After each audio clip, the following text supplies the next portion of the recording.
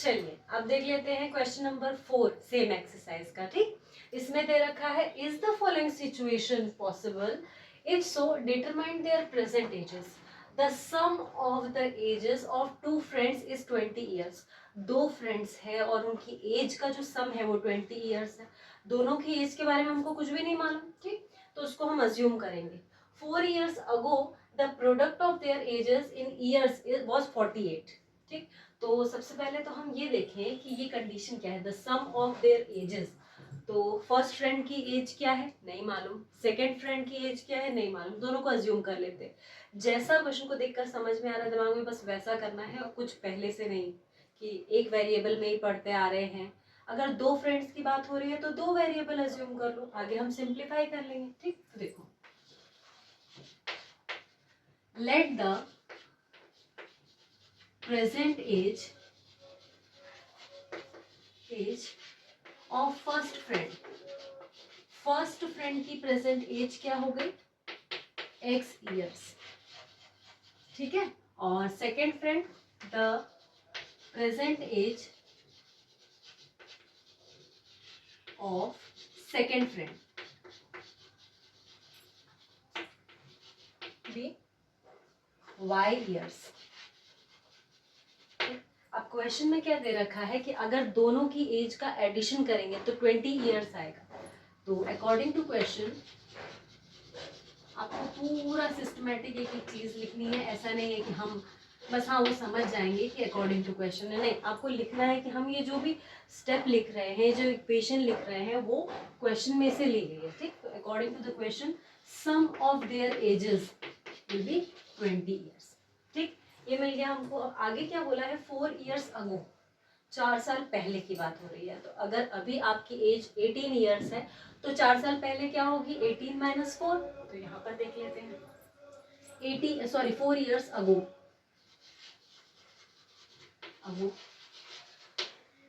As of first friend,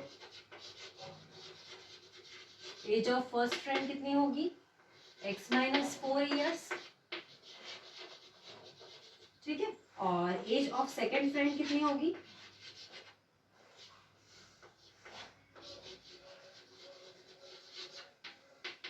y minus 4 years. ठीक, अब ये देखिए नेक्स्ट कंडीशन क्या दे रखी है, 4 साल पहले की। The product of their ages will B 48। तो प्रोडक्ट कर देते हैं दोनों की एज का x माइनस 4। यहाँ लिख दो पहले product of their edges, product of their edges. ठीक, प्रोडक्ट कितना दे रखा है 48। अब हमने जो भी उनकी एज को अज्यूम कर रखा है उसको सिंपल लिख देंगे x minus 4 y minus 4 equal to 48। ठीक, अब हमको इनको मल्टीप्लाई करना है। पर अभी तक हमने जो क्वेश्चन पढ़ा है, मतलब क्वेश्चन सॉल्व किए हैं, उसमें क्वाड्रेटिक इक्वेशन बनाई है, उसमें हर जगह सिर्फ एक वेरिएबल रहता है जो कि x रहा है। ठीक, अब यहाँ y एक्स्ट्रा आ गया है तो y को हटाने के लिए हम क्या करेंगे, ये हमारी फर्स्ट इक्वेशन से y की वैल्यू निकाल लेंगे। तो y की वैल्यू यहाँ से क्या आ जाएगी 20 माइनस एक्स। ठीक है, 20 माइनस एक्स को आप इसमें प्लेस कर देंगे तो रख दीजिए 20 minus x, put y equals to 20 minus x, रख दो यहाँ पर x माइनस 4 फिर 20 minus x minus 4 equals to 48।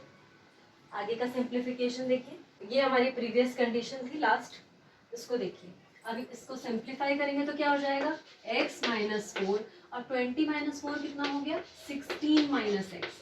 अब पूरी इक्वेशन को देखिए, पूरा जो ये पार्ट है इसको सिंप्लीफाई हम करेंगे तो एक क्वाड्रेटिक इक्वेशन बनेगी। ठीक है, देखो x का मल्टीप्लाई 16 में करा तो 16x, x का मल्टीप्लाई x में करा तो माइनस एक्स स्क्वायर, 4 इंटू 16 कितना हो जाएगा 6 4 सा 24, कैरी ओवर 2, 4 1 सा 4 प्लस 2 6, 4 प्लस 2 6, 64। ठीक, और 4 का मल्टीप्लाई x में होगा तो minus 4x equals to 48। Okay, अब इसको अरेंज करके लिख दो माइनस एक्स स्क्वायर फिर 16 प्लस 4 हो गया प्लस 20x और 64 माइनस 64 माइनस 48 -64 -48 कितना हो जाएगा, -x² प्लस 20x -112। ठीक, अब ये जो साइन है इसको कॉमन ले लेंगे, क्योंकि जो हमारी क्वाड्रेटिक इक्वेशन हमने देखी उसमें ये जो x² का जो वेरिएबल है, सॉरी कोएफिशिएंट है, वो पॉजिटिव रहता है, तो हमने माइनस साइन कॉमन ले लिया, तो ये हो गया 20x प्लस 112। आपको क्वेश्चन में क्या बोला था, is the following situation is possible, अगर पॉसिबल हो तो आपको एजेस निकालनी है। तो इक्वेशन तो बन गई, अब हम चेक कर लेते हैं एक बार कि पॉसिबल है या नहीं। चेक कैसे करते हैं, हमारे डिस्क्रिमिनेंट से चेक करेंगे कि डिस्क्रिमिनेंट क्या आ रहा है, ग्रेटर देन 0 आ रहा है, इक्वल टू 0 आ रहा है, या फिर लेस देन 0 आ रहा है।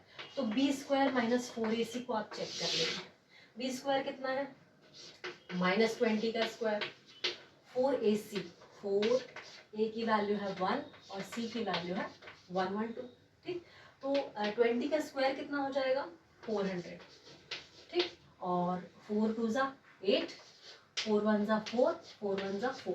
अभी देखो छोटा नंबर माइनस बड़ा नंबर, तो हमारा जो आंसर आएगा वो कितना आएगा, नेगेटिव आएगा।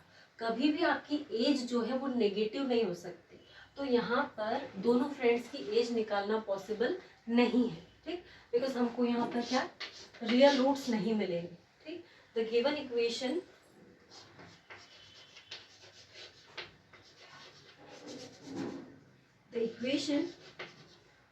does not have real roots. The equation does not have real roots, so its solution is not possible. So its solution is not possible.